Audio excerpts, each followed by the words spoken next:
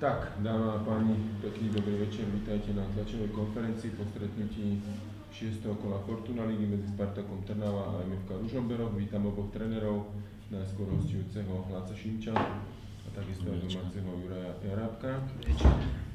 Tak ako býva zvykom, najskôr poprosíme o zhodnotenie duelu trénera hostí, nech sa páči. Myslím si, že dnes chceli hrať futbal obidva mužstva. Spartak určite mal vyššiu kvalitu, ale my sme kvalitne plnili defenzívne úlohy a vystrkovali sme rožky smerom dopredu. Chýbala mi tam väčšia odvaha a sebavedomie našich obrancov, lebo v podstate, keď tak zhodnotím, tak tie šance, ktoré si Spartak vypracoval, tak boli vlastne po chybách našej obrany, keď boli bez tlaku súpera, hráči a úplne jednoduchou prihrávkou pokazenou dali príležitosť Spartakovcom.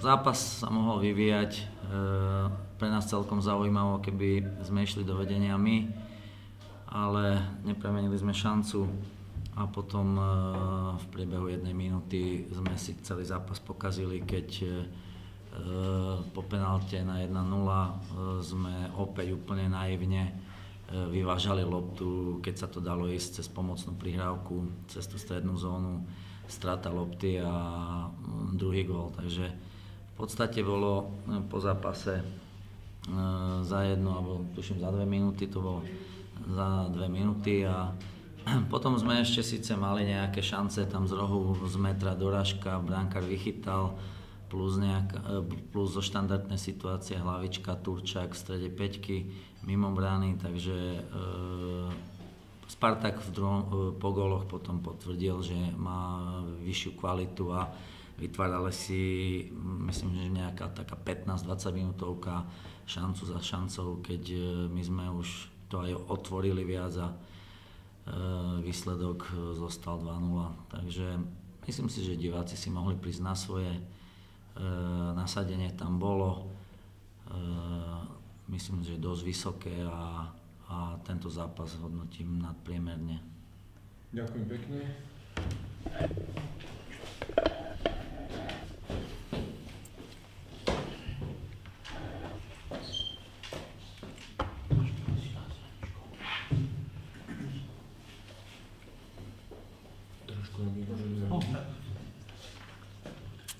Dobrý večer, dámy a páni. Nech sa páči, domáci tréner.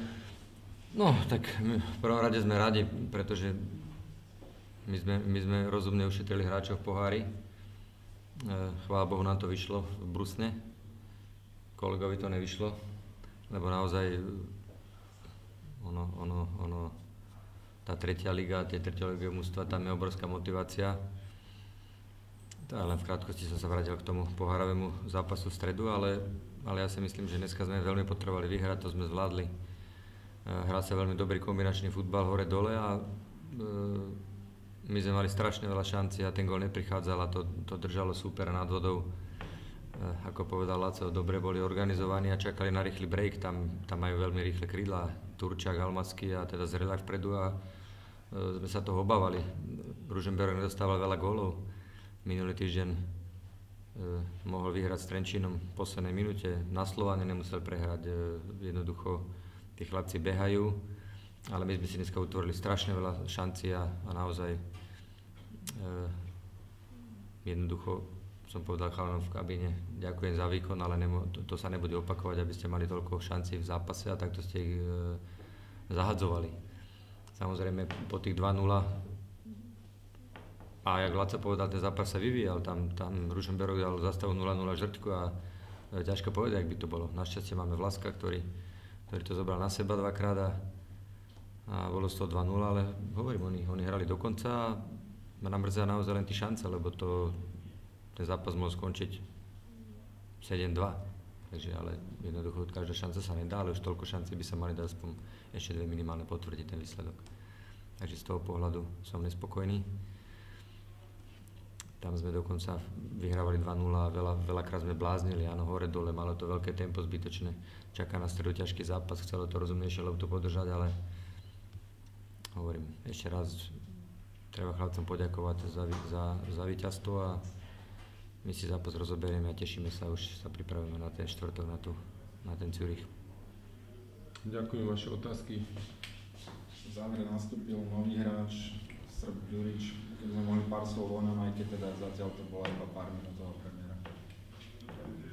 Tak prišli k nám noví mladí hráči, prakticky máme dosť zranených a chceme, aby sa troška zapracovali atmosféru, aby videli jak klub funguje, jak to vyzerá na lavičke, takže včera sa dotiahol Štefan Durič, je to 18-ročný chlapec. Zaujímavý útočník, takže uvidíme, či nám niečo ukáže, zajtra ide hrať za juniorku. Takisto minulý týždeň bol ten Daniel Sungule, aj Tomáš Iger, takže hovorím, sú to mladí chlapci a... Kto? Sloboda Uzice, Srbsko. Čiže Srb. Ďalšia otázka. Ivana Šranca, štvrtok bude ready na zápas? Určite nie, má to natrhnuté, čiže má tam výpotok, neviem, ide ešte ale nemyslím si, že do štvrtku už vlastne 2 týždne mimo tréningu a není to jednoduché, dneska sme to videli na Janovi Vlaskovi, ktorý sa prvý počas hľadal, ale potom sa ukázal ako rozdielový hráč.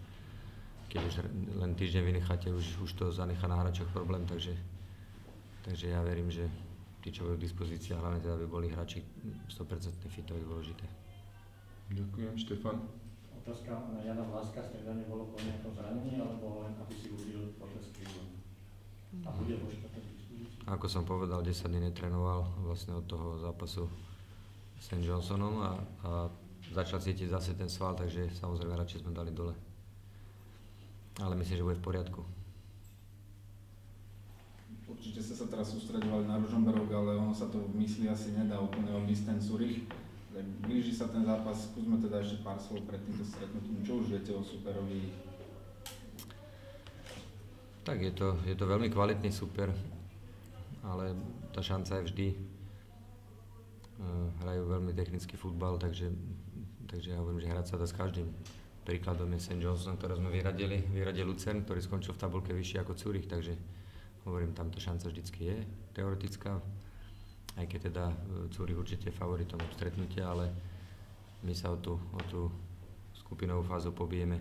Bol by to historický úspech a hlavne teda neuveriteľná tá dotácia je tam, takže o to sa určite pobijeme, lebo my peniaze potrebujeme ako sol. Ďakujem, sú ešte otázky. Nech sa páči, Štefan. Hlasujúceho trénera, teda potom vypadnutí z pohára, ako ste mali navrhovali, že potom hlavy nepadali, čo ste robili?